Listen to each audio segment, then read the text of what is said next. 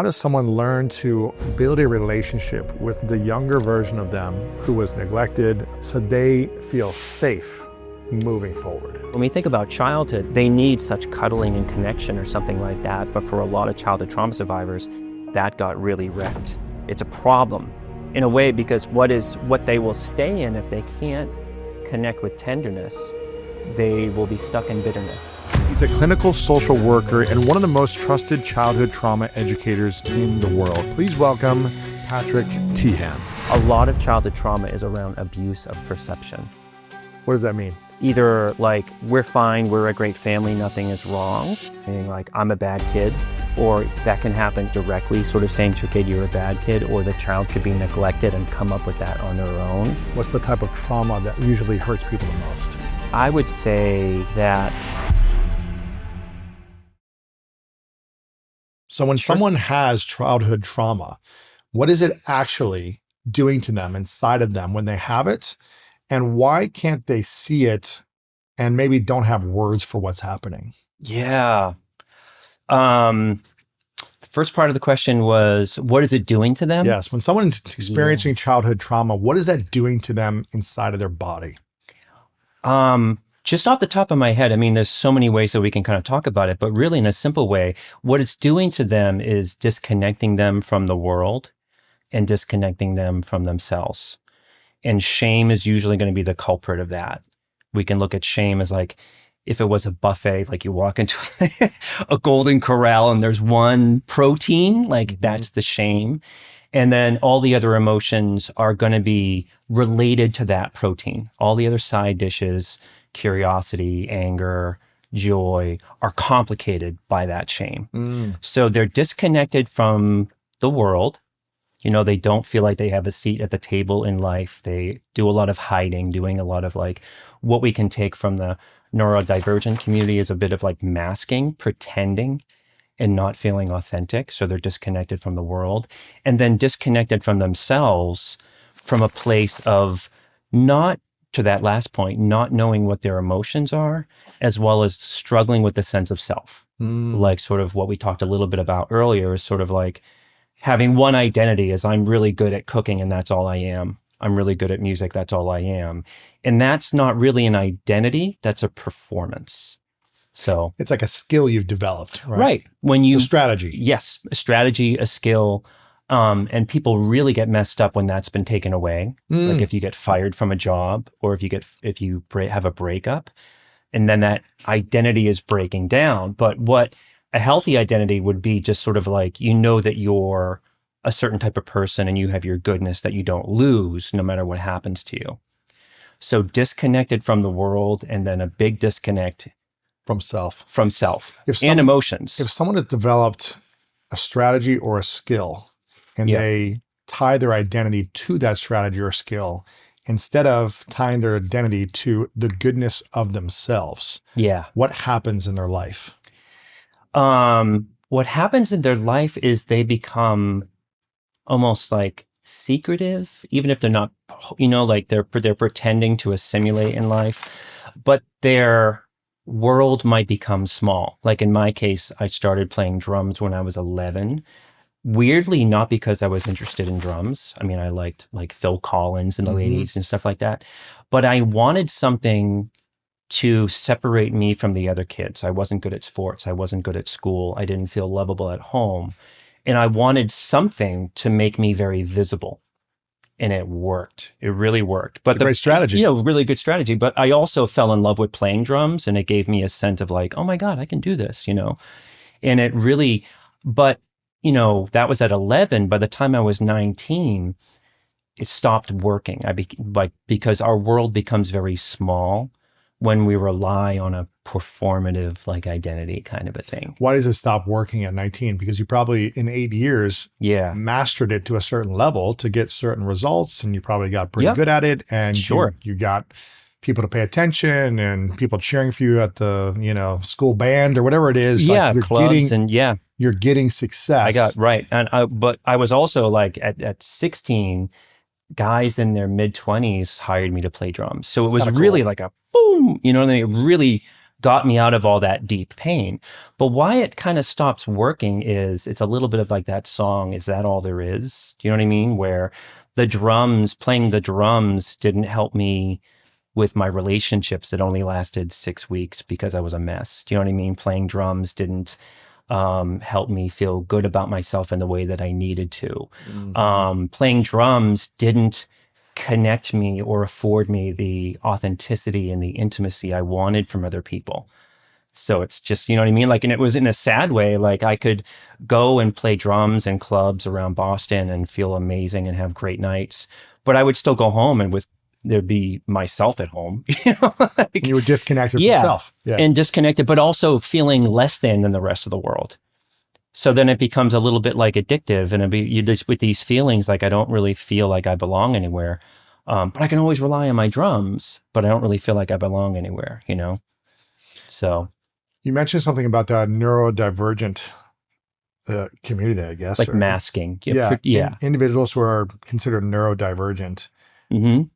Are those individuals who are considered neurodivergent, is that developed through trauma in their life? Or is that more of a born personality trait that they have? That, I believe, I'm not an expert on it, but I believe it's just an organic thing that they are sort of born with. Yeah. And it's in what is kind of fascinating about it is what I was talking about there is childhood trauma survivors kind of have to assimilate to what they assume the normative world is. And someone who is neurodivergent, they've probably, like childhood trauma survivors, they felt like they were born different, and they have to mask into a neurotypical world, which in a way is traumatic in and of itself. Do you know what I mean? Because it's just sort of like if you have to, and we can relate to them in a way with childhood trauma. Like I felt like a weirdo kid. I felt disconnected from everybody, but I found ways to sit at the lunch table and be liked by other kids. And folks who are neurodivergent, they have to kind of mask in a way and pretend to be neurotypical or show up to the neurotypical world, which is just kind of shit. And they wake up to it and they're just like, I just want to be me. You know what I mean? So there's like a Venn diagram of overlap there that we can learn from each other. And to complicate it more, to be neurodivergent is to have your own series of trauma in and of itself. Because like when you think back to what year did you graduate high school? 2001. 2001. And growing up in the 90s, how sensitive was the school system around kids who were odd? Or different. It wasn't sensitive. No, it was traumatic. Yeah. You know what I mean? So like I was put in special needs classes. Yeah. It was like, and that was traumatic. You know? Just even the name of it of itself is just sort of like, it's just awful. It's what I call double whammy trauma. And double whammy trauma is a lot like if you're a son of or a child of immigrants and you have to be the translator and you're different than the society that you're growing, or you're neurodivergent. The double whammy is you have to sort of mask and pretend and sort of meet the neurotypical world. And the neurotypical world is kind of saying, this is the way to be. And if you're not this, I don't know what to tell you. Yeah. In our society, our culture that you're in right now, this is the way you're supposed to show up. Yep. Yeah. Right. And just think, even in the 80s, like sort of when children would be in special needs school or something like that, it's just like, it was something really horrific, like taken away into a different class and just putting it was. Like separated. And I was separated in a different classroom. And during like recess, I'd go in during lunch, during recess, I was like in a separate classroom with me and essentially the other kids who were like in wheelchairs. You know, it was like me and that. Yes. And so kind of like the other classmates would walk through. We were talking about like traumatic events that we remember and how both of us remember so much traumatic events over the good events in our life. Right. Even though I know there were good events and I can really focus on them and think about them, reflect on them, but there were so many more traumatic events. Yep. And even just, maybe it's not even that big of a deal, but at the time it felt like a big deal, right? I experienced it as a big deal when kids would walk by and laugh of me in the special needs classes. Well, that is a big deal, right? Yeah, at that time. Maybe if I'm an adult and that happened now, I'd be like, okay, whatever, I know who I am. But at that point, true. At that point with that 9-year-old brain, I didn't understand. But a 9-year-old brain also without power. Zero power. So as an adult, we have the power to have a debit card and our own thoughts about ourselves and whatever. But depending on like what the school says or a parent says or whatever, we have no power to sort of, you know, it's just kind of like this horrific, like you get what you get and you don't get upset kind of a thing, you know? But back to that world, and I think what I really love, I get joy from, is sort of my son who's 15. The schooling has changed over time. That they've slowly, I mean, it's a work in progress, but woken up to sort of this idea of just like, why are we separating kids when they should all be together? And even there's even a culture of better parenting that people are waking up. There's like parents watching my channel, they're watching your channel. Like in the 90s, we had a couple books. Yeah, that was it. And they were like secret on the download. Yeah. There's like Judith Herman, and then there's like John Bradshaw. And no one talked about therapy also in the 90s or 80s and 90s. Therapy was like so taboo. You know, it's like you were messed up if you have a therapist. What was interesting about that is, I love that you brought that up. It was taboo in crappy families, but people in the 90s were pretty into therapy. Really? Like when I left the suburbs to go live in Cambridge, Massachusetts, and I was not launched from home. I kind of escaped home, or like catapulted out of home. And I go from like really blue collar, abusive, suburban kind of place to, I'm now in a city outside of Harvard University. Everybody's doing breath workshops. People are going to a place called Bread and Circus, which became Whole Foods, and they would buy organic stuff in bulk. You know what I mean? And like they would they would go to retreats and learn Reiki. I learned Reiki in the 90s. But when you're growing up in it, separated from that, there was a good therapy kind of culture going on. You can see it in like in the old Oprah shows. There'd be John Bradshaw, and he would be doing this amazing work educating people about childhood trauma. So, but I relate to what you just kind of said. I wouldn't have known anything about it. You know what I mean? Because it's just sort of like everybody around me that's just like, what? Do you know what I mean? Breath workshops and childhood. Just suck it up. Yeah. Just suck it up. And right. Well, you know, most people, they think about trauma, or they picture trauma as some big event that happened to them, right? Some big singular event. Right. But the quiet everyday stuff often does the most damage for a lot of people. Yeah. What's the kind that wrecks people the most and they never even name it? What's the type of trauma that usually hurts people the most?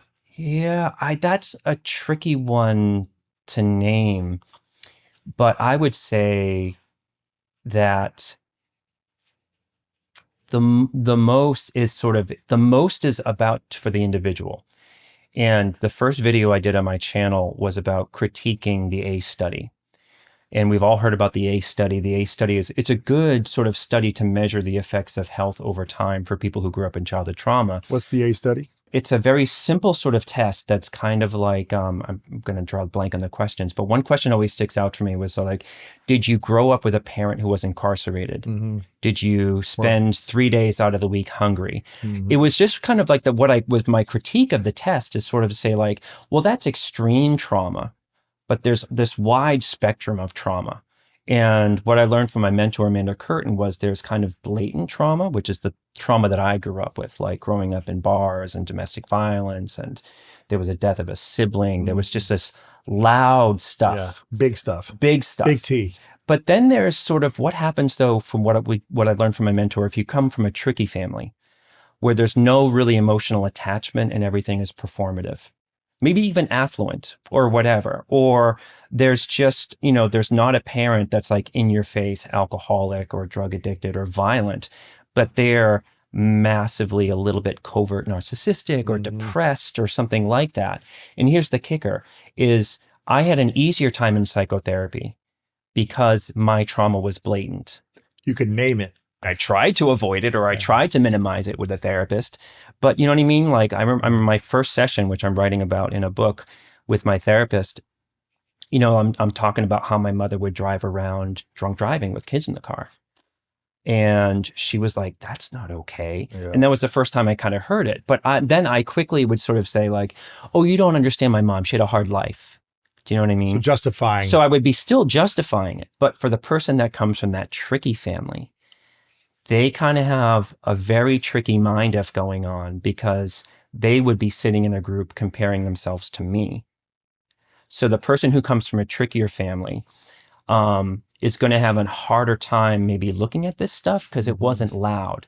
But the other kicker is, in my group work when I was practicing, when I would have somebody sitting down, they had a tricky family sitting down to somebody who had a very blatantly abusive family, the symptoms are exactly the same. There's anxiety, there's depression, and neither party knows how to do intimacy. So in some ways, it doesn't matter so much about, I mean, there's definitely healthy parenting and good enough parenting, and every family has a bit of stuff. So that's perfectly fine and good.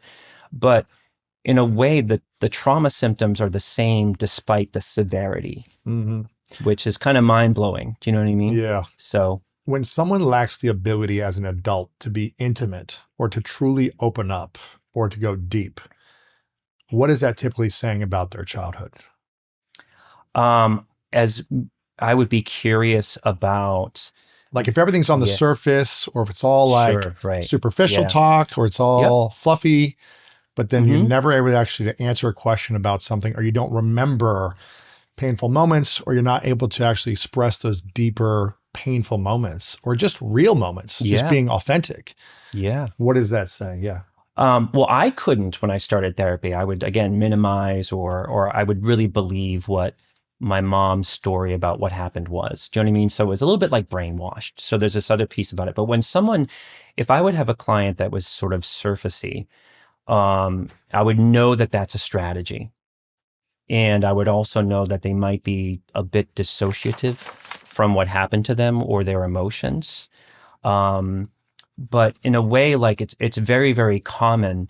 Usually they would be showing up to come see me knowing a little bit in that way. But I don't know if I'm answering your question. Yeah. Like, what was the, I guess like, what is underneath that? Like, what is it saying about someone's childhood or someone's life if they lack the ability, to be real with you, unless maybe after months and you finally crack them open, it's so much work to get someone to actually say something real. Two ways we can look at this. We can look at it as modeling in the home. What were their parents like with emotions? What was the emotional culture in the home? Yeah. Do you know what I mean? Like, in a way, like, you would make sense if that same person grew up in a home with like screaming, door slamming, and then 2 seconds later is like, who wants brownies? Because the parent isn't being real about it. And to take it on a tangent, sorry, forgive me, I'm full of tangents. A lot of childhood trauma is around abuse of perception. What does that mean? It means that like, either like we're fine, we're a great family, nothing is wrong, or that can look like,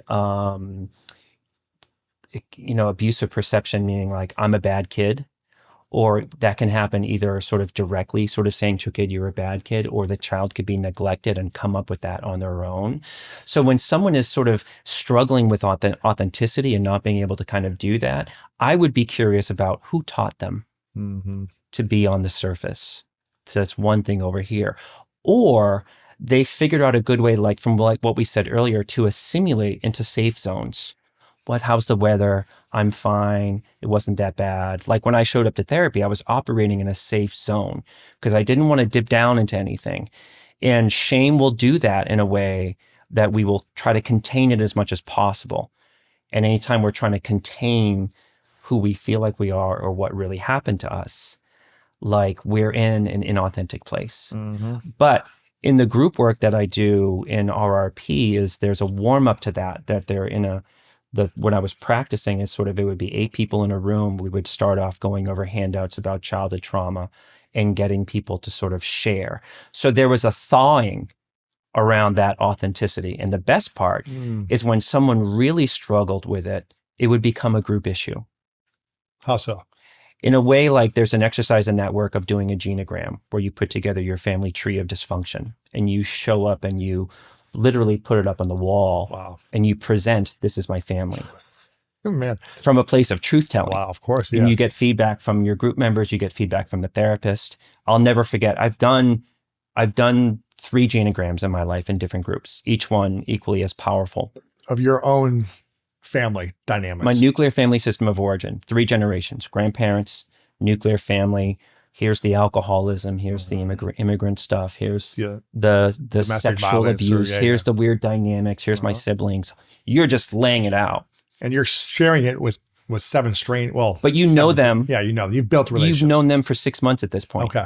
But what I'm getting at is sort of, that is an exercise of slowly getting people to become more authentic, to be able to share. It's really intimacy work in a way, but you feel like you're going to throw up on your shoes when you present in that way. Yeah. And do you ever see people trying to like diminish what certain... That's what the work is about. It's like, my mom, she had a hard life. So, it's trying to defend. That's what I did when I presented the first time. Yeah. They sexually abused me, but it was not their fault, That's how it works.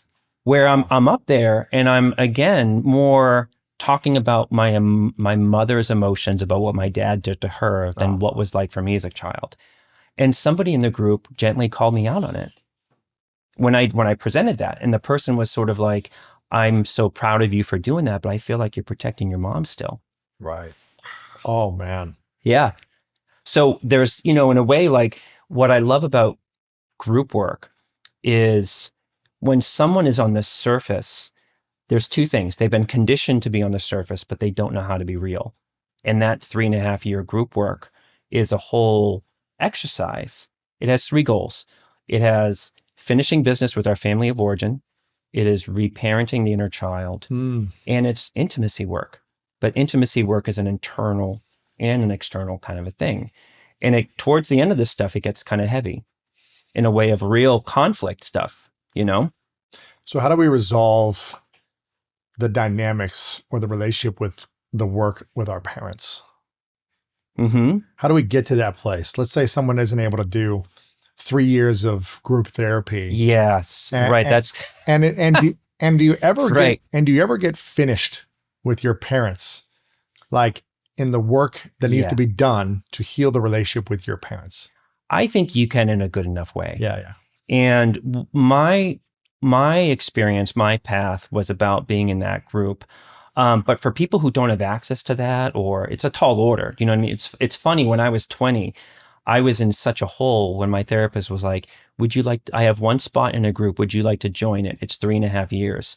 I was looking around going like, I got nothing going on. Oh, right. You know what I mean? You I was free 20 at that time. Yeah. I was, you know what I mean? So you had all the time in the world. I was just waiting tables and playing the band, you know what I mean? Like, and really lost in a lot of pain. But it's so funny that you mentioned that. I developed a 6-month model of that group to give people an introduction, because it's a tall order. Yeah, it's a lot. It's get in there, 3.5 years, 2029, It's a lot. So it's a lot, but it was the best thing I ever did in my life, It takes about a good 20 years for us to get really trauma conditioned in an unhealthy family. So when you look at it that way, 3.5 years isn't really a long time. Sure. So how do we heal that relationship with our parents? Like what does it take for us, instead of saying, all right, I'm going to do, I guess the question is, what needs to happen within us to feel like we've healed the relationship with our parents enough that it doesn't hold us back from being our authentic selves anymore? Great question. Like, are you referencing the actual ongoing relationship with our parents, or do you mean like the internalized experience that we need to have, heal, or feel in order to feel like, okay, I can navigate my past relationship with my parents and my present relationship with my parents now, no matter what happened? If we can do enough work on ourselves where the deep part of us, what I would call our inner child or our subconscious, when that part of us knows that I was a good kid and I was just in the wrong place at the wrong time, not from an intellectual awareness place, because anybody can tell themselves that. But when you know in your internal core and you have a good sense of self enough of like, my mom and dad were wrong about me. I don't wish them ill. They were just not really well people. They did a number on me. But I think also too, like with over time getting to that place and in your deepest core self, it's really, people get tripped up. They could say, well, I'm already there. Do you know what I mean? Then I'm like, how's your love life? Yeah. Do you know what I mean? Like the proof is in the pudding, about sort of like when you feel like you're done in a good enough way, is if you can live your life in a totally different way. And that's going to also involve the internal stuff. Right. Yeah. Do you have intimacy now as an adult? Right. And do you have general harmony in your relationship? It doesn't mean it's going to be perfect, but do you feel peaceful enough to have intimacy? Yeah. Do you have friends? Yeah. Do you have a good feeling about humanity instead of being so like, ugh, you know what I mean? Like I'm not sort of saying it all has to be that, but I'm kind of fascinated by this, about this like final frontier of like, what does the end result of a lot of work look like? And I still get triggered in my life, but I know it's not real. Yeah. And it'll last an hour at most, not like 7 days the way it used to, So it's like that kind of stuff. But when that internal part of you knows that you were a good kid and you have goodness and you have a seat at the table in the world, that's what the end result might look like. And groups are not like whatever gets you there, like whatever gets you through the night is kind of that. But I see a lot of people, because they don't really know, and I'm not criticizing them, I see a lot of people out there convincing themselves that they've hit that point. And then it's like Lucy with the football, life keeps kind of beating them up a little bit, So. Those moments when you're ordering everything to your house, from groceries, gear, random things you didn't even realize you needed until the last minute? It just makes life a little easier. And now you can add internet to that list. Get same-day delivery for T-Mobile 5G home internet powered by DoorDash. No store visits, no waiting around for a technician. It shows up, you plug it in, and you're online in about 15 minutes with one cord. T-Mobile has the fastest 5G home internet. Work or stream a favorite show with fewer interruptions.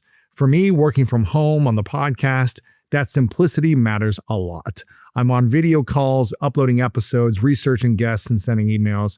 And when everything just works and I don't have to think about it, I stay focused on what actually matters. It fits right into my workflow and it keeps things moving throughout the day. Visit t-mobile.com/home internet to check availability and get your home internet delivered today. Same-day delivery for most internet eligible customers. See if it's an option during checkout. Fastest according to Ookla speed test intelligence data, second half 2025, all rights reserved. You said there's kind of 3 parts to this healing process. The first one was, doing the work with your parents and kind of like finishing business. Yeah. Finishing business with your parents. Yep. Whether they're alive or not alive, or you speak to them or not. In the therapy room. Yeah. Not with them. With yourself. Yeah. Right. The second part is reparenting the inner child. Yep. So how does someone learn to build a relationship with the younger version of them who was neglected, abused, abandoned, or had a number of emotions around feeling not good enough, shameful, guilty, and like they didn't belong? Yes. How does someone as an adult connect or reconnect with that version of themselves emotionally so they feel safe moving forward? Yes. That's something I will not take on a tangent. In a concrete way, pictures of your younger self. There's a tool that I teach called dialoguing, which is you're journaling on paper between your dominant hand and your non-dominant hand. Oh man, geez. You're speaking with your subconscious. And that's also your handwriting is like a child on the other hand. Right, which is another very fascinating thing. Oh my gosh. Blew my mind. A lot of clients have this experience. They will write from their inner adult, their dominant hand, in block lettering, and their inner child writes in cursive. Oh my gosh. And there might be wounding around that cursive kind of a thing. I had a client from India, this broke my heart, where they were being schooled in a Catholic school where they were not allowed to use their left hand. Everybody had to be right-handed. So that's like another thing over here about it. But pictures of yourself, a stuffed animal, the dialoguing, also what is very RRP, the therapy that I do, relationship recovery process, is very tactile. Watching the shows that you watched when you're a kid, like maybe eating some of the foods.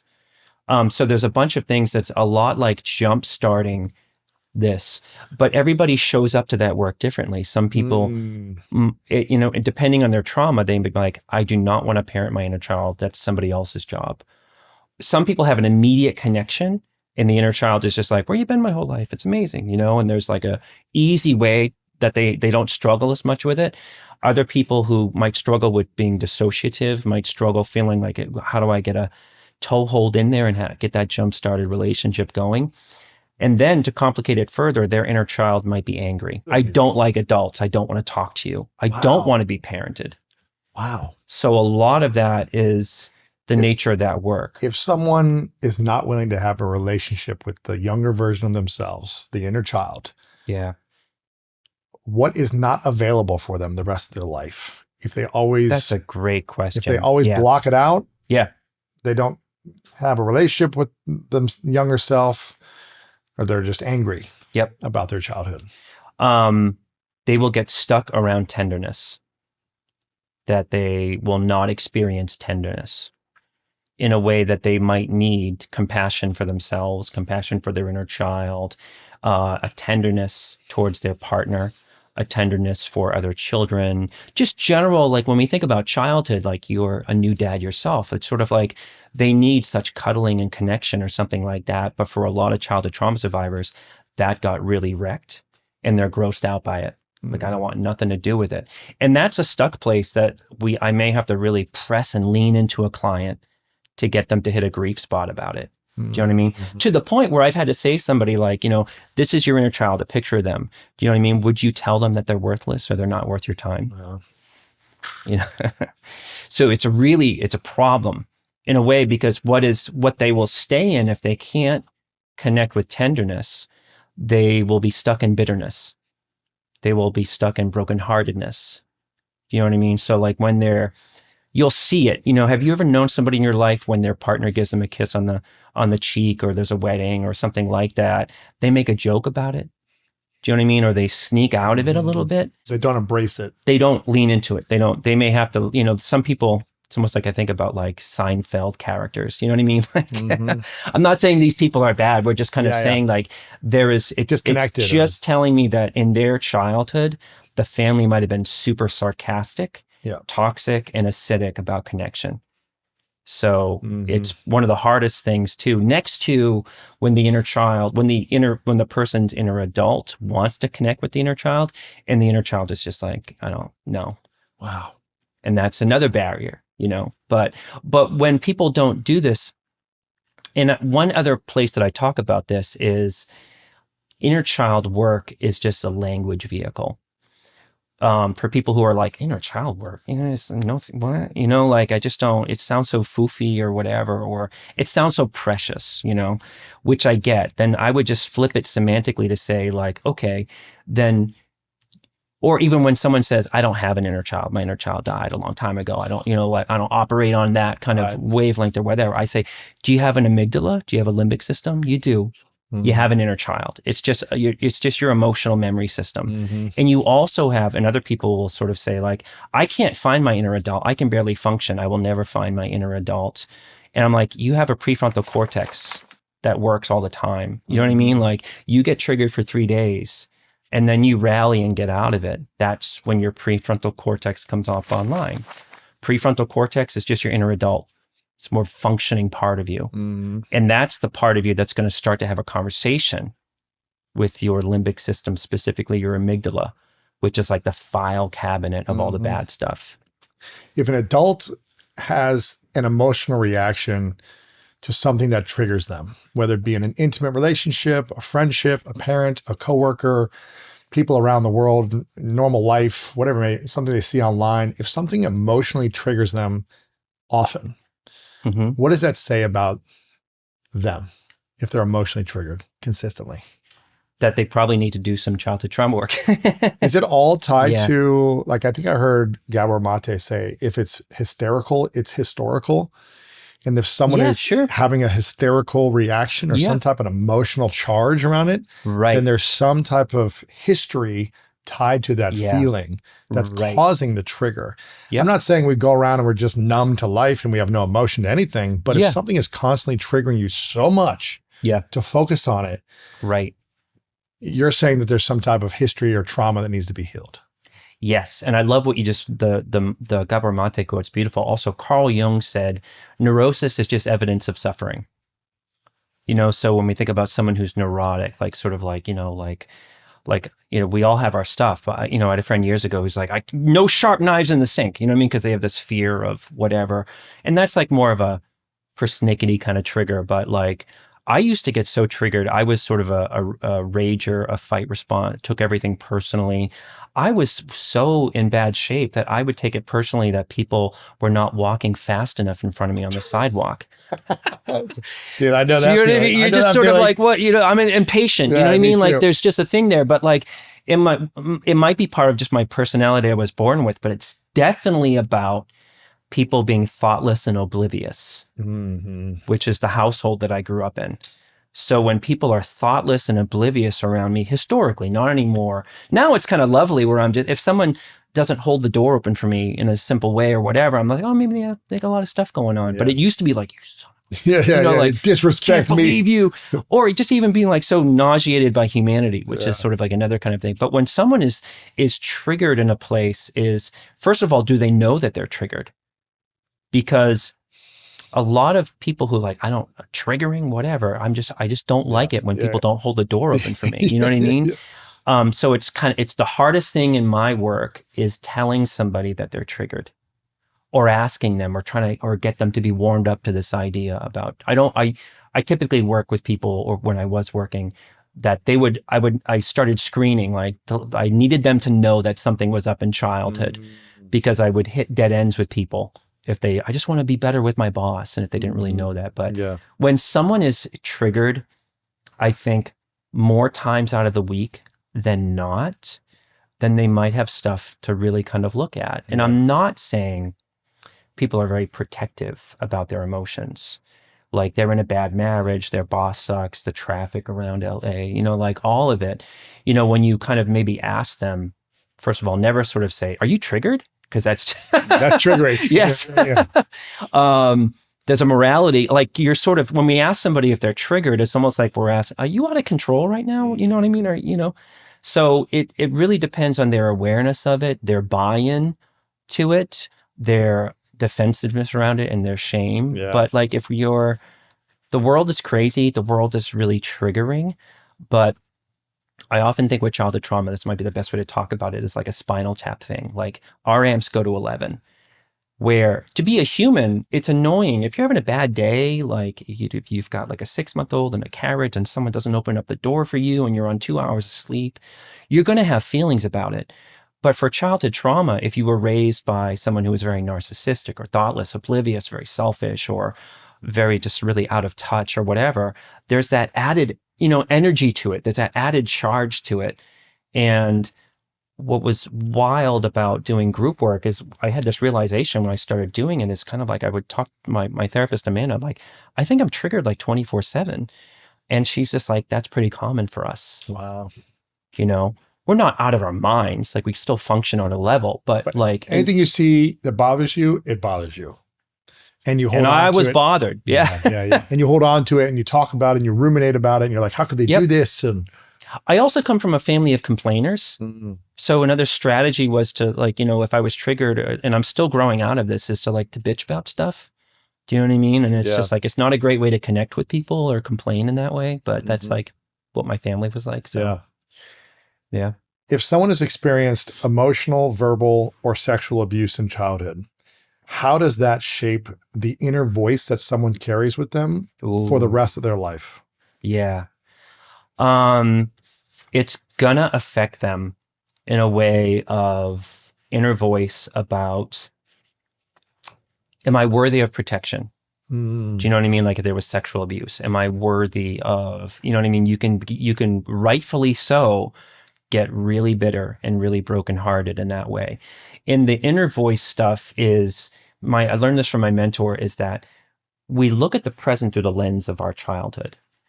So we look at the present. We look at the present through the lens of childhood. We look at the now, what's happening right now, through the lens of what happened to us in childhood. Right. Interesting. So that, like if I grew up in verbal abuse, emotional abuse, and physical abuse, is this would happen to me a lot, is like when I would try to be positive or try to make a connection with somebody and it just wasn't gelling, I would either make that personally or evidence that I was a POS. So that's looking at the lens. And in a way, what's not there is just like, maybe there wasn't chemistry with that person. Maybe that person had something going on. It was about me. So that inner voice becomes, the inner voice is a lot of like confirming the old stuff in the present. Gosh. Do you know? So healing the inner child is the work.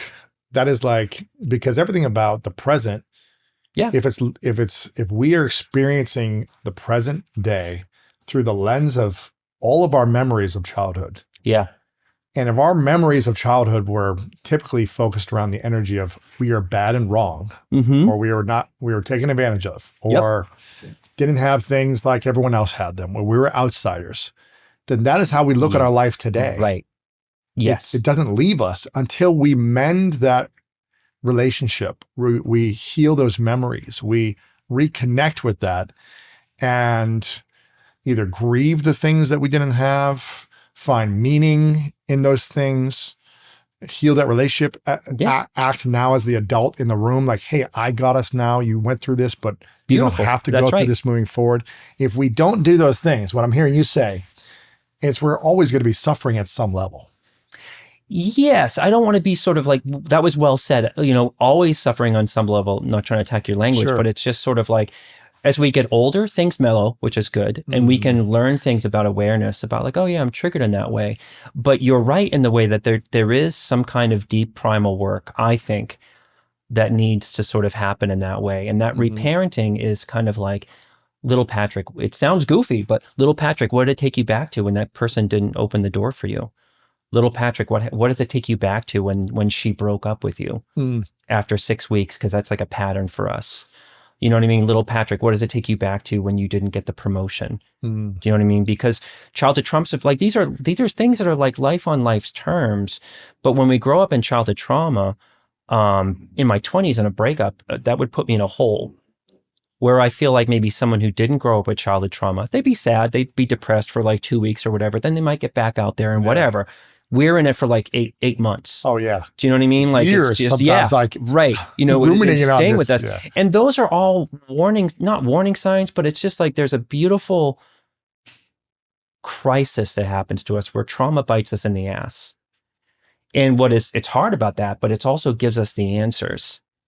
Do you know what I mean? Like in this book that I'm writing about this 3.5-year group that I did in my early 20s, is I sat down with a fellow waiter and he would just notice, he's like, you're a friend, you know what I mean? Are you okay? What's going on with you?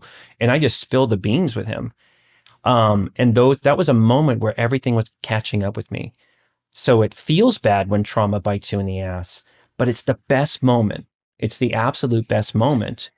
Yeah. And I really believe like the greater the pain you have, the greater the purpose is on the other side of that. If you lean into it. That's beautiful. You went through intense pain, you went into the healing journey and you wanted to be a therapist or learn about human psychology and understanding how to help others going through similar or worse pain than you. Yes. So inspiring to see my therapist. This is what you do? Yeah. Exactly. And super inspiring. Yeah. Do people from dysfunctional childhoods unconsciously seek out partners who feel familiar, who are also dysfunctional, even if familiar means painful or disconnected? How do we break that pattern also if people do that? Great question. Absolutely, yes. But it's a weird thing. I learned from my mentor that replicating trauma and being triggered is not a choice. It's not a choice. Not a choice. So we might look at the person, we've all had friends. I've been that person too. It's like, why are you dating your fourth alcoholic who lives in their car? You know what I mean? Like, why are you dating beneath you? Like, what is what is up with that? We got to talk about that. It's not a conscious thing. We don't have control over that. Two things. It's familiar, but the reparenting stuff and the group therapy stuff is sort of, no one protected you from those situations. So it's not like we're attracting those folks. They usually just kind of happen to us in a way. So interesting. So it's in a way like, you know what I mean? Like it could be wrapped up. The inner child might want to rescue a parent. The inner child might want to be available to really difficult people. Like this is all very patternized. But what's missing behind it is the parenting around it is, and I got this from my therapist. It's like, what are you doing there? That's not good for you. You know, we need that in our homes when we're kids, not in a controlling way, sort of like, you know, you're 10 years old and it's like, you know what, honey, like you want to be friends with Joe, but Joe invites you over and he's never home. He calls you and then he gets distracted, and that's like happened 7 times and you get so upset. Stop going. You know what I mean? Or like, I love you so much. I think I want you to love yourself so much that you have friends that show up for you. You're like, oh, you know, like it's just sort of like no one grows up with that. So it's not so much that the person is a magnet, you know, because we can have this nasty belief, like I'm always going to be caught with people that attracting bad people, or that it never works out or whatever. And that it's just more about, it's very familiar. And I think if we ask anybody caught in that pattern, these people just show up on your doorstep. But it's not that you're a magnet, it's that you are too available to it when it happens. Because no one has taught you. It's just sort of like, you know, I love you so much, I don't want you to take that on. And that's the message that I had to learn in therapy, and then take that to my inner child. Because I would do that. I would date it's also, I was in my 20s and anything goes in your 20s, but I was also dating women that I could take care of if they were a little bit messy, if I could make them happy. And that's definitely related to mom. Wow. And they would be really out there and really messy. And that was my jam. And that's very, very common. You saw the potential of what they could be. You're like, oh, you're beautiful, you're talented, but if I can help you see it. Right. But if there's a fantasy, that woman's like, oh my God, you got me to stop drinking and get out of me in my roommate situation, whatever. But the goal for me is for someone to say, you're an amazing person.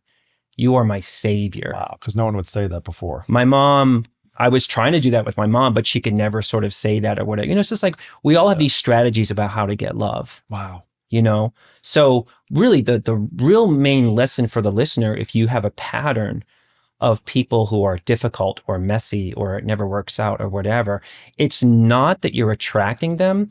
It's just like, no one ever told you could look elsewhere. And I'm big on this last piece is, healthy people are intimidating, and they should be. Healthy people to date. Because in a way, like as childhood trauma survivors, I don't know if you had this, I didn't know what to do with healthy people. No. Do you know what I mean? Like people would be like, I'm going to go play tennis. I'm going to go to the beach this weekend. I'm take care of myself and, you know, like whatever. And I'm just going to, you know, they would be doing healthy things.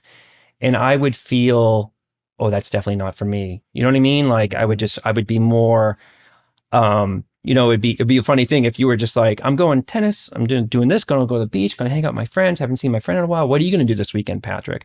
And I'm like, I'm going to rip butts in a coffee shop and drink way too much coffee and read my self-help books. Yeah. Do you know what I mean? And like people, eventually I started to warm up and be more involved with healthy people doing healthy things, but like I guess didn't grow up like that. Yeah, I guess the question around that is, why does a healthy relationship often feel wrong to someone who grew up in a dysfunctional home? Yeah. Like, why does a healthy person feel scary to someone who grew up in a dysfunctional family? Love it. Because in my case, hypervigilance hates the absence of a threat. Like it hates safety. It hates calmness. It hates peace and harmony. I don't like it. Isn't that interesting? Yeah. I don't like it. I mean, like it's where I felt that way most of my life. Like where it was, you know, eventually that group was so good for me because it started to really kind of train me to be like, hey, you don't have to be reactive to people's moods so much. Do you know what I mean? But hypervigilance is such a big part of us. You know, like if anybody listening in the audience want to make a comment is, how much do you watch your partner's emotions?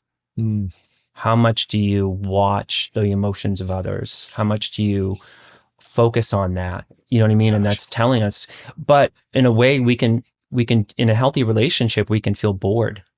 We can build stories in our head that if things are going too good, like, are you cheating on me? Like all that stuff is really, I think, the inner child who is hypervigilant. Their job is to look for a threat.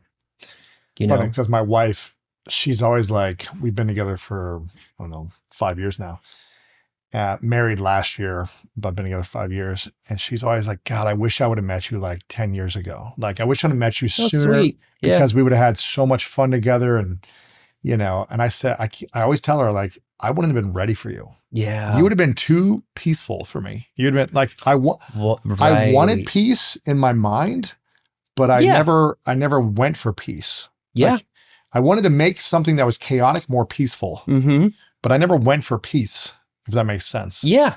Like peace felt boring to me. It felt like, I'm not really into this. And I didn't know how to communicate it. I just thought like, something's wrong with this person. I don't know, because I didn't understand it. Right. I didn't understand What peace. do you mean you're fine? Yeah. What do you mean? You're always happy. Yeah. Right. And I always tell that, I'm like, I wouldn't have been ready for you. If I would have seen you 10 years ago before we met, I would have thought maybe you're like, yeah, you're pretty, but I wouldn't have been attracted to you. Yes. Like what's attracted? That's fascinating. It's right. a different energy. Right. And now I'm attracted to her because peace is the thing I crave the most. It's what I want as my baseline. Right. This stuff is so powerful. I love what you just sort of said. I wasn't attracted to healthy women. No. And the attraction, I think, was coming from, that's for other people over there. You know what I mean? Like in a way, but I was attracted if things could get kind of messy. If you could be mad at me and I could convince you, that was like a familiar place as well. But it's a fascinating thing. Like in a way, I've said to many in these conversations with clients who are talking about their dating, like sort of like, I might sort of say, I would love to see you with somebody who you're intimidated by, who you feel might be a little bit unattainable, who you feel might be a little bit too calm and there's not enough crazy going on there. Or whatever, for that reason. Like there's a fascinating thing about sexual attraction related to replication of this stuff. Interesting. Yep. I want to shift it to relationships with loved ones and parents and family members. Sure. I feel like there's this big movement, or maybe more people are talking about it now, about going no contact with a parent, a sibling, a family member. When do you know if going no contact with a loved one or a family member is the right thing to do? Wow. Yeah. I had thoughts about it in a way, ideally, is when someone is really struggling with a toxic parent, is they're trying to grow and change. They're trying to heal this stuff. And I find that there's usually this pattern that when they go home for Thanksgiving, when the mom texts them like 7 times in a row, like, why aren't you getting back to me? It is a major barrier to their healing. Like no one can really heal fully if they're in an abusive relationship. Constantly being triggered. Yeah. And it's complicated because there's a present relationship with the parent now and so much history behind it. So ideally, like on paper, in the way that I did no contact was the idea around, this was the case for me. Like I was spinning my wheels. I was lacking progress in my therapy that I was spending money and time on, because my mom would do her usual stuff and it would really just trigger me for a week straight. It was just a very, you know what I mean? So my approach to no contact, and I got help around it, was I need to just do this work right now and I will let you know when I'm done with this work. And I made it kind of about me. Wow. And that was, in my case, that worked. How did she take it? Well, just indignant and defiant, and you know what I mean? How dare you? Like usually how they all do. It's not in anyone's defense, you know what I mean? Getting a letter like that from your child is like, who's gonna react strong? Like, you know, like I spent my whole life poured it into you, this and this. Yeah. Unless that parent is just like insightful and aware. Do you know what I mean? But if they were insightful and aware, they'd probably would have had a different relationship with their child that wouldn't cause no contact. True, but we've had people who the parent was an active alcoholic, got into recovery, changed everything, but their child was an adult now and they paid for the therapy. So that, you know, like there's all kinds of stuff, you know what I mean? In the zeitgeist of this stuff, there is just sort of like. That still means they weren't aware and conscious at the time when their kids were growing up. But talking about a living amends, do you know what I mean? Talk about making good on something, right? So how long did you go no contact for with your mom?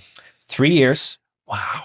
And then I opened up the door and then I changed. She hadn't. Of course. More abuse, more stuff. I was much more more in my body, more empowered. Wow. Needed to cut her off again. And then a pattern, I had I'm in my 3rd no contact episode now.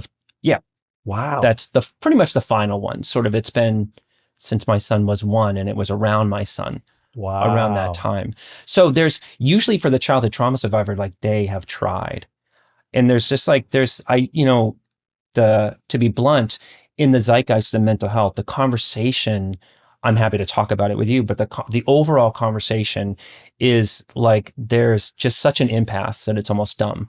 Not almost dumb. It is a dumb kind of a thing because the estranged parents are over here. The adult children are over here. Do you know what I mean? And there's not a lot of, no matter what articles or episodes come out, there is just profound, deep understanding, usually on the estranged parent side. You can hear it in the indignant kind of a thing. One thing that I would like to see is, I personally believe when it's safe, I personally believe that estranged parents should know why. But that's complicated because that parent may not be safe to know why. So that's what I mean about the impasse kind of a thing. Like, I would want to know why. As a parent. But there's this dumb story of just like, I don't know what I did. My kid just cut me off. And then they won't even talk to me. And then they make that to be a moral issue. They don't even talk to me. They must be weak and brainwashed and that kind of a stuff. Wow. So that's what I mean about it being kind of a complicated thing. So you had no contact for 3 years while you were starting to heal in your early 20s. Yep. And then you reconnected with your mom, and then a period of time went by and you did no contact again. Yep. And then you reconnected again. How long was that time period the second time? I don't remember. It was like less than a year, more than a year. Post 9/11, my sibling got married, and there was just, I had changed and she hadn't. But what was a weird thing and a good thing about it, as we get more and more healed, your tolerance for abuse from other people really gets lessened. So that was, you know what I mean? Like there's just like the road becomes more narrow around that stuff, which is both a good thing, but you're good at creating boundaries. Yes. As you heal, hopefully you learn the ability to create a boundary when something is unsafe or unhealthy. Yes. And there's probably a gray area of, they continue to say these things that are kind of maybe not a fully abusive, but I just have to put up with it. And do I want to have my parents or parent in my life, knowing they're going to say things that I need to accept them? Maybe I don't accept them, but I can deal with it to have them in my life, or so that they have grandkids in their life. Right. But what is the line that's crossing where it's a boundary that now it's unsafe or it's emotionally abusive, not just mom or dad is kind of like a jerk? Yes. It's learning to like navigate that problem, which is tricky. Super tricky. That was really well said. And that's really the crux of it, in a way that, if you've changed and your parent has changed, if that was math, the equal sign after that would be superficiality. And some people, we can do enough work on ourselves and we can accept that it's going to be superficial. If they haven't changed, your parent has not changed. If your parent has not changed in any way. If you have, then it's like, okay. You go home to Thanksgiving dinner, mom is still slamming things, dad is still drinking in the basement, the siblings, everything is superficial. First of all, that's going to feel worse now that you're healed, which is a good thing. But some people, in a way, they can accept that, and they can go to Thanksgiving dinner and being able to be loving in a way, knowing they're not going to get the family that they need from them. Right. That's the superficiality thing. They're not going to. In any relationship, whether that's romantic or whatever, is sort of like, if we, it's sort of like, you always hear like, well, we broke up, we were together for 5 years, but we're friends now. And if there's bad blood or there's no changing or that kind of a thing, it's not going to really go that deep. Do you know what I mean? Yeah. So it's just in a way, but it's also to point out that no contact is not for everybody. It is not. I personally view it as just a place and time for you to get some healing work, and then you can go and try, like in my experience. But some people have such horrific abuse that that's not even a thing. You know what I mean? So is there ever a place, or what would it take for you to go back into contact with your mom? Like what would need to happen? Yeah, and that's a beautiful question. And without me forcing it or controlling it or whatever, but I would need my parent to, this is a fascinating question. When I think of people, reconnecting with a parent, I would just simply need my mom to tell the truth. I wouldn't really need her to maybe get sober. I wouldn't need her to maybe change in a way. But I would be able to open up the door and have a dialogue. If she's honest. If she's just kind of saying, you know what, you were after me about my drinking for years, and I know that things were really up, and I defended myself forever or whatever. And I know that that's why you needed to do what you need to do. Just honesty. in a way, I think what's tragic about all this no contact stuff is, in a way, there would be more connection without all the taking it personally, with all the defensiveness. Do you know what I mean? Like, of sort of, there's also the power dynamic. Estranged parents kind of like to say, okay, I'm not perfect, but you were a hard kid. Of course. Do you know what I mean? And it's just kind of like, well, there was a power dynamic going. This doesn't how it works. It's I'm not helpless. Yeah. It's a little bit like, it's a weird analogy, but it's a lot like the CEO who's just like, yeah, I was steering this ship, but Bob from accounting was a real up. Yeah. So that's why all that embezzlement happened. That's how that sounds, No accountability. No accountability. Yeah. No, like, I was leading the thing. It was under my watch. Yes, I take full ownership. I wanted this whole CEO job or whatever. And it's a reflection upon me what other people do. Yes. What does healing your inner child do to your nervous system? And does this have physical health benefits when someone does that inner child healing work? It definitely can. What it does to the nervous system is around, I think, space and time, in a way that our triggers are just like a hurricane. You just have to wait it out, or a snowstorm. You just have to wait it out. Like, ask anybody who has childhood trauma. It's just like, I was triggered by this email from my boss. And even when they're insightful, they're like, fuck, I'm not going to be in this for 3 days. Wow. Do you know what I mean? Admitting that one word sentence, where's the thing on the share drive? And they're just like, you know what I mean? They know I'm going to be probably in this for 3 days, obsessing about this, upset. My stomach's going to be upset. Do you know what I mean? I'm going to be dissociated. I'm not going to know where my keys are. You know what I mean? Like, all of this stuff. But inner child work takes that 3 days to a half hour. Yeah. 20 minutes. Yeah. You have to understand what your child is about. Do you know what I mean? Like, that's a lot of insightful work it took me a while, but that's something people can really practice. What does it take you back to? What does it take me back to when my boss sends me an email that's just one word? There's no thanks. There's no an exclamation point. There's nothing. You know what I mean? Like, it takes me back to always being in trouble. It takes me back to having to read somebody's mind. It takes me back to all this stuff. And a lot of people out there aren't aware of what it takes them back to.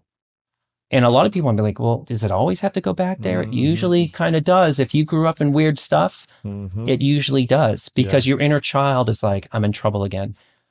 Now I got to figure out how I'm in trouble and why I'm in trouble, and then forget why, and then find out again. I used to always have that feeling like, I'm bad, I'm wrong, I'm in trouble. Yeah. Like, that was like day-to-day life. Yep. I didn't even know how to get out of it. But what's beautiful and effective is to do some inner child dialoguing as that person is sitting down at their job. Is, you're not in trouble. Our boss is just that kind of one sentence kind of guy. Yeah. And at the end of the day, if you can connect with the charge about a narcissistic parent or things going bad or whatever, or reading somebody's mind, if you can put that over here, and you're just like, well, my boss Mary is just busy and that's how she rolls. She's not a great communicator. Yeah. Like, there's no harm, no foul in it, and you're not in trouble. That's what I really love, is when people would start to kind of say, like, 20 minutes. I was triggered for 20 minutes, not 4 days, 3 days. That's great. I have a couple final questions for you.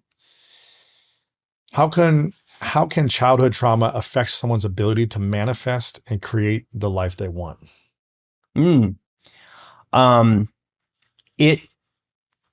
I often had this analogy at the end of that group that I did, I was at sea level with the rest of the world.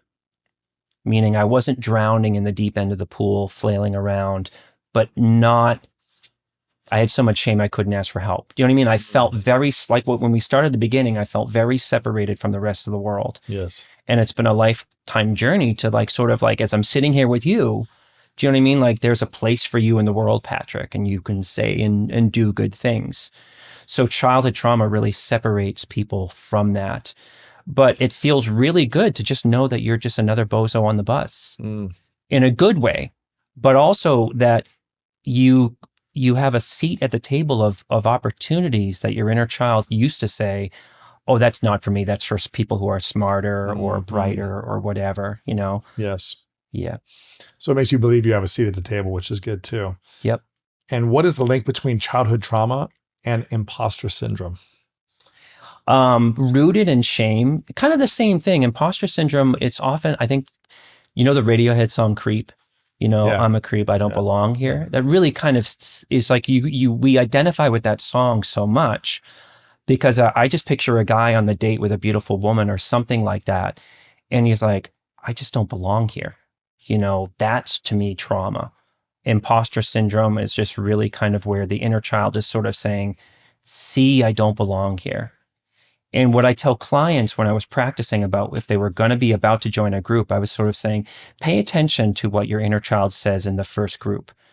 Because usually the inner child says, I'm not messed up enough to be here, or I'm too messed up to be here. Meaning they will find ways to say, that's for other people. I don't belong here. I'm not good looking enough, smart enough, or whatever. I don't come from the right pedigree, you know what I mean? Or whatever. But like, I grew up in bars. Do you know what I mean? And I lived that way my whole life of just sort of hiding and masking and I don't belong here, that kind of a thing, or just trying to pretend that I belong here when I really didn't. Right. So when you really feel in your core, not from a narcissistic place or an egoic place that you are just a person in the world afforded the same things. I mean, there's also privilege wrapped up in that, so it's complicated for other people as well. But that's kind of like what I think about it, that it's a beautiful arrival when you're like, I deserve this job. Do you know what I mean? Like I'm capable. You know what I mean? I nailed the interview or whatever.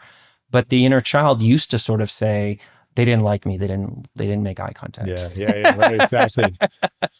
Like you said, what was the quote you said? We look at the present through the lens of our childhood. That's Amanda. Yeah, this was your mentor? Yep. Yeah. Yes. I've got a couple final questions again for you, but Sure. I want people to check you out on social media and your website, patrickteahan.com. They can get more information. Also, you have a great YouTube channel with a lot of great content they can check out as well. Yep. Patrick Teahan Official on social media, Instagram, YouTube, TikTok. And again, your YouTube's been a really helpful resource for so many people. So I want to acknowledge you for, man, the trauma that you've been through, but also turning that into a healing journey and the lessons you've learned on how to share this with others who've gone through similar things or less or worse things than you, on how to interpret these things, heal these things, and live a better life. So I want to acknowledge you for the work that you're doing. And, Thank you. And all the content you share as well. Thank you very much. Of course. Yeah. This is a question I ask everyone towards the end, Patrick. It's called the 3 truths. So imagine hypothetically, you get to live as long as you want, but it's your last day on this earth. And you get to create anything you want from this moment until that last day. But for whatever reason, in this hypothetical question, you have to take all of your work with you. This episode's gone, your videos are gone, books you create, gone from the world. Yeah. But on your last day, you get to leave behind 3 things that you know to be true, 3 lessons that you would share with the world. I call it 3 truths. What would those things be for you? I think the thing that I said earlier about tenderness, about really being able to sort of, for everybody out there to know that they were just like a beautiful spark and a good kid, like what you see in your own daughter, like sort of like when you see that innocence and whatever, because it's sort of like everything kind of is dialed into that, you know what I mean? Like that if we can sort of lean into that, that would be one thing. Another lesson would be, it's just kind of funny. When I was 13 years old and having a strategy and trying to cope with things, I grew up with alcoholics, but I learned something from alcoholics. And that is just kind of like, I'll try it. And in a way, like I had that same attitude, whether it was like a bong hit or acid or drinking in the woods or whatever. But that same energy was sort of like, I'll try undergraduate. You know what I mean? Like, I'll apply for this job. So there is, it's not like you can wait until you feel like you can take a risk. You just have to sort of throw something against the wall. And even if you look foolish, is being able to do that. And that's something I weirdly feel grateful for the trauma that I went through. Is just, I'll try anything. Whether that was like when the therapist was like, a few years later, is like, do you want to try, when I'm 14, do you want to try blood or acid? I'm like, yeah. When the therapist is like, you want to do a 3.5-year childhood trauma? Yeah, why not? Try it out. Yeah. Okay. That's the second thing. And I'm big on this. And I think social media does things to us that is dark. And in a way, I want childhood trauma survivors, and they may not be ready, which I get. I wasn't ready. I was not ready to hear things like positivity. I was not ready to hear things like energy work or spirituality. I had such a reaction to that stuff for many different reasons. But what I'm trying to say is like, and I don't think it lands well, but I want childhood trauma survivors to look for the good in humanity in a way, because to their experience and their right, humanity got ruined. Trust in people and that kind of a thing. I think social media really amps that up with the way that we go after people. And sometimes we have it's good to go after people or whatever, but it's a device that it becomes entertainment for the downfall of humanity, where I want people to sort of, look around for people's smiles, as goofy as that sounds. Look around for the nice I was walking out of Starbucks right out of here, and there was this like interchange of this woman coming in and I was coming out, and she held the door. She was just, sir. It was really like whimsical. It was like really fun kind of a thing. You know what I mean? Like, I love for that. I love that. I love seeing families out there enjoying each other. Yeah. So, do you know what I mean? But like when I was really wounded, that was just like evidence that I couldn't have that or something like that. Right. So wow. I want people to lean into it and force themselves a little bit. That's beautiful. And Patrick, the final question, what's your definition of greatness? The definition of greatness is not just knowing that your parents were wrong about you, however that looks, but surpassing how you feel about you. So greatness, you know what I mean? Like the work that I do is I love sitting with you. I love talking about this stuff, but my real joy comes from, again, knowing that I was a good kid. That's beautiful. Patrick, thank you so much. Thank you. Powerful. If you wish to lean into that, you can begin to uncover your patterns, and you can begin to look at the child-parent relationship, the attachment, the dynamics that show up, and undo the dysfunction. And then you can, if you want to lean in to the transcendent level,